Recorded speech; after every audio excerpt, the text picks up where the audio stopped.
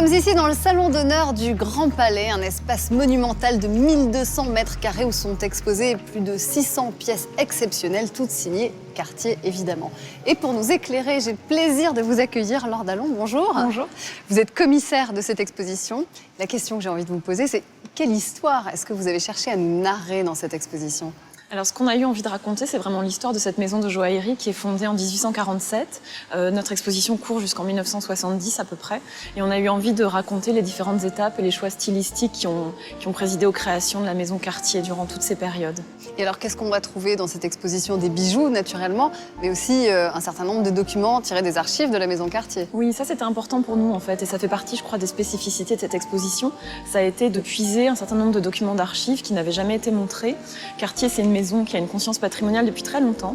Et ils ont conservé toutes leurs archives depuis la fin du 19e siècle, depuis cette époque où ils s'installent rue de la Paix en 1899. Et donc on est allé chercher des documents très différents, à la fois des dessins d'archives très beaux, mais aussi des registres clients, des registres de stock, des dessins, des croquis, des invitations, enfin tout ce qui permettait d'évoquer la vie de la maison. Et majoritairement, les pièces qui sont exposées ici, elles viennent d'où? Alors elles viennent de la collection Cartier, elles viennent d'archives personnelles, elles viennent d'institutions publiques? Elles viennent d'un petit peu tout ça, en fait, surtout de la collection Cartier, puisque Cartier rassemble depuis 1983 des pièces historiques, des pièces de référence. Ils ont aujourd'hui à peu près 1500 objets dans cette collection. On en a choisi un petit peu plus de 500 et on a complété avec des prêts provenant de musées, provenant de collectionneurs particuliers, qui nous ont permis d'enrichir cette sélection. Une des premières choses qui frappe quand on visite cette exposition, c'est évidemment le raffinement inouï de toutes les pièces exposées, mais aussi le style très identifiable de la maison Cartier à travers les époques. Et ce qui m'a surpris, moi, c'est de découvrir que derrière tout ça, il y a en fait une histoire familiale qui est quasi romanesque et qui est absolument passionnante. D'ailleurs, je vous propose de la découvrir. Regardez.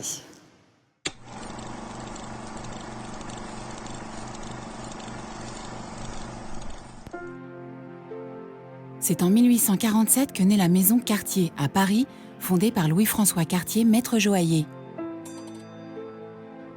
Son fils Alfred ainsi que ses petits-fils Louis, Pierre et Jacques, à leur tour à la tête de la maison, la développent de façon fulgurante. En 1899, Cartier s'installe rue de la Paix, artère prestigieuse et cosmopolite, qui attire des personnalités venues du monde entier. Les trois frères s'apprêtent à bâtir un empire basé à Paris et largement tourné vers l'étranger. Dès 1904, Pierre et Louis se rendent en Russie, un pays qui les émerveille et leur inspire de nombreuses créations.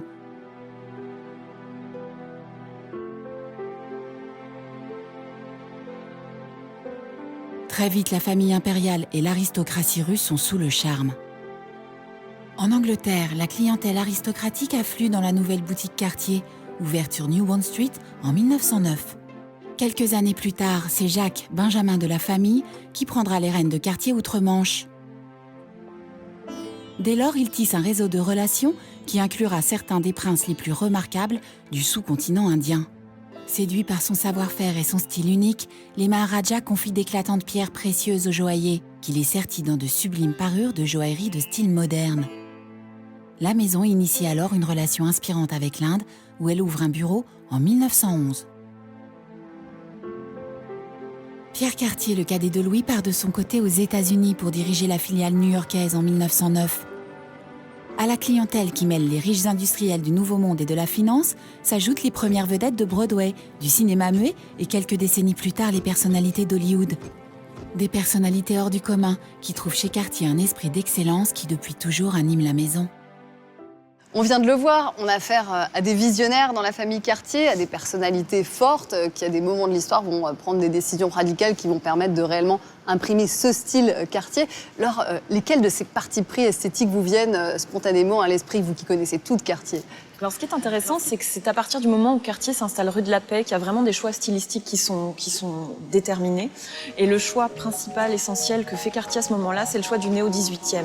C'est-à-dire qu'il considère chez Cartier, en particulier Louis Cartier, que c'est vraiment à la fin du XVIIIe siècle, sous Louis XVI et Marie-Antoinette, qu'on a la quintessence du classicisme français. Et c'est vraiment cette source d'inspiration-là qu'ils suivent. Et donc, ils adoptent ce néo-18e qui les amène, en fait, à adopter l'art déco avant tout le monde. C'est-à-dire à choisir des lignes géométriques assez épurées, bien avant les autres. Toujours précurseur. Et ça, c'est vrai que c'était assez précurseur. Merci beaucoup, Laure. Je vous en prie.